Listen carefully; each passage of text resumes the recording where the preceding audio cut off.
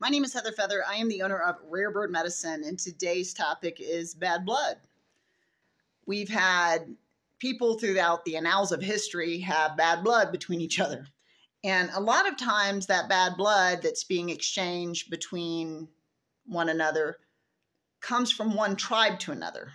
We tend to be kind of tribal creatures. I mean, we can witness a lot of times people sticking to their own tribes. I'm grateful for all the mixing of the bloods in the paradigm.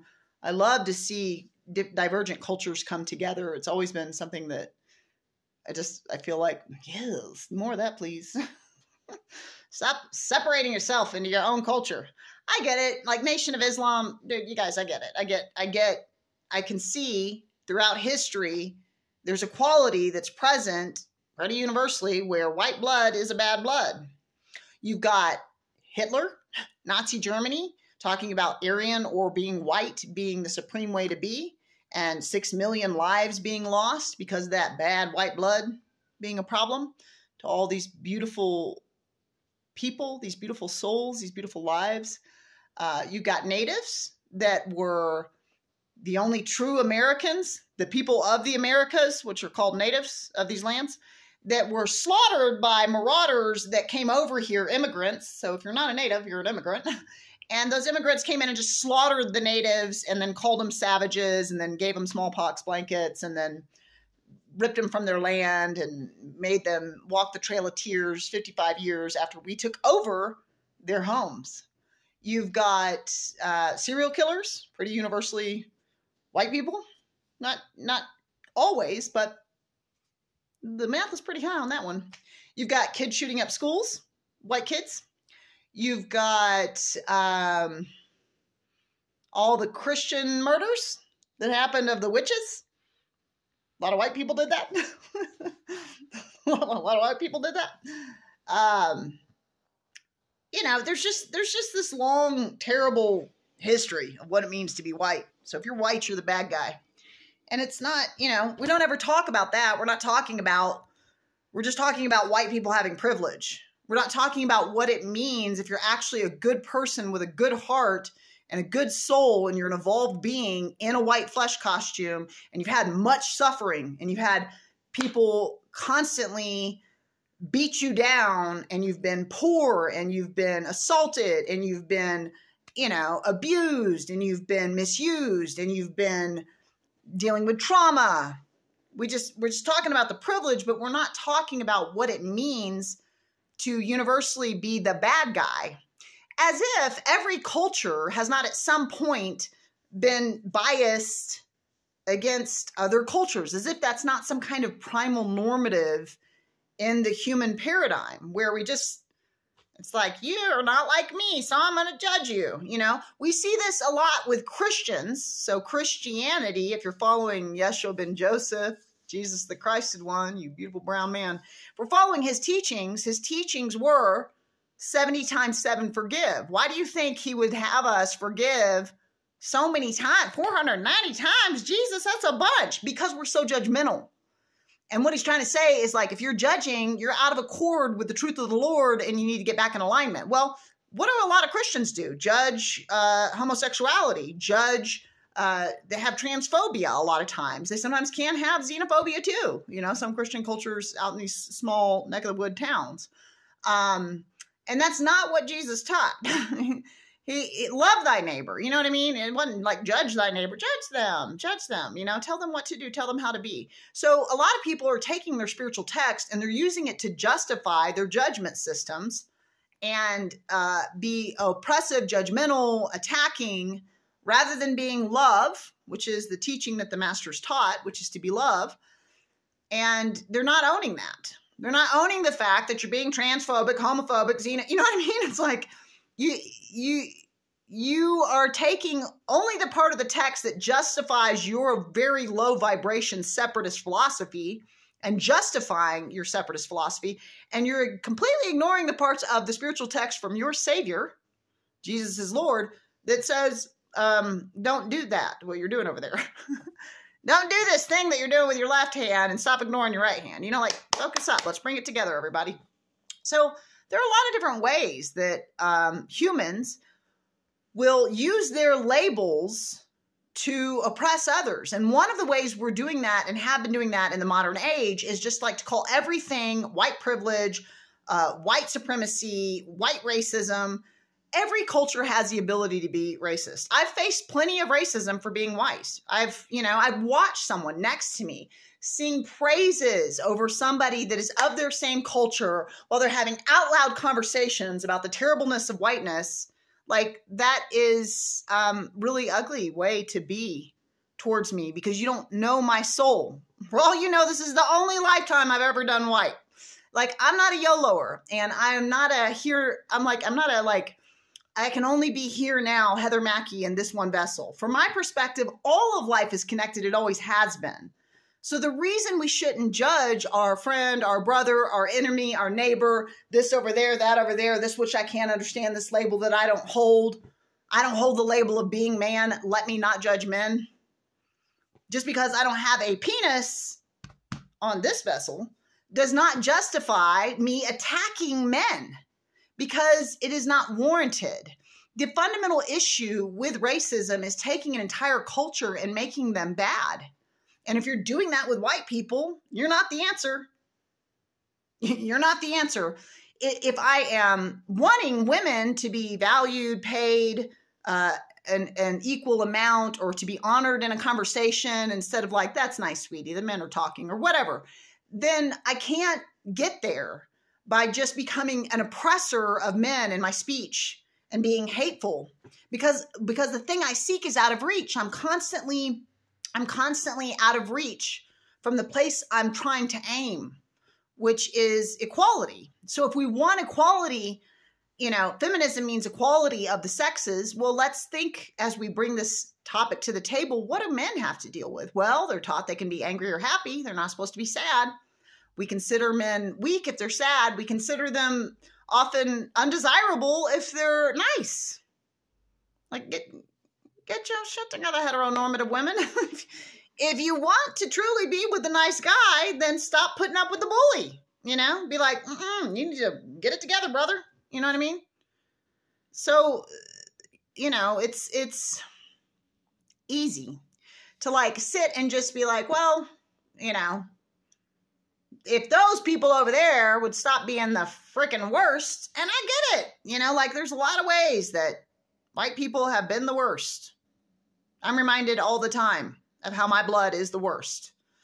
And I also have to walk around with this future corpse with this blood from birth until death. I got to breathe in this flesh costume that comes in this color. And although I do have a privilege of not having as much fear if I'm pulled over, or as much concern about the courts, or like if that's a racist judge or cop, or, I don't have to deal with that in this flesh costume. Doesn't mean I don't have to deal with sexual assault, deal with car accidents, deal with betrayal, deal with trauma, deal with, So every being has suffering, and every being has graces. And it's important to consider this idea for a minute if we really want to experience balance and grace between all gender identifications, grace between all sexual identifications, grace between all cultures, grace between all races, grace between all the labels. Great ego label maker. Just your ego's just sitting there with a label gun. I'm this culture. I'm this gender. I'm this sexuality. I'm this style of dress. I'm this music. I'm not that. Ooh, I don't get that. I'm going to judge that. Thank you, ego label maker. Give me your label maker for a second. You are emptiness, the only thing large enough to express everythingness, and you have misidentified part of yourself. You have forgotten that you have at the helm the freedom to be anything that you choose to be. You don't have to be divided into an individuated body. You actually could inhabit multi-locality. You could be in multiple paradigms at once. I actually could, if you've read Oversoul 7 by Jane Roberts, be inhabiting 7 bodies right now with 7 different cultures. And even though I'm this culture, I also could have a history in my RNA and DNA, just like those that have been enslaved and have to face the oppression of the lack of education and the assault and the trauma and the rape of their people as they were enslaved to produce and bear fruit for the great oppressor. I come from a line where, There are witches that were burned at the stake. It's estimated it's a potential millions of women, children, men that were considered wizards and witches and were tortured, severely tortured and abused. So the thing I'm asking for us to pursue and consider is that maybe it's not your blood, maybe it's not your culture, maybe it's not your gender, maybe it's not your sexual identity, maybe it's not your labels that make you a problem. Maybe it's your level of evolution. It's what you're doing with the flesh costume, the future corpse you're walking around town. It's what you're doing with the mind that you are the holder of and the heart that you are the steward of. It's what you're doing with it. I can tell you if you're not being very loving to it, you might find that there's those out there that aren't very loving.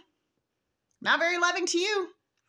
Because that's a match, boo-boo, and like attracts like. So there are people with every culture, every race, every gender marker, every sexual identification, every label you can consider in this place that are unevolved.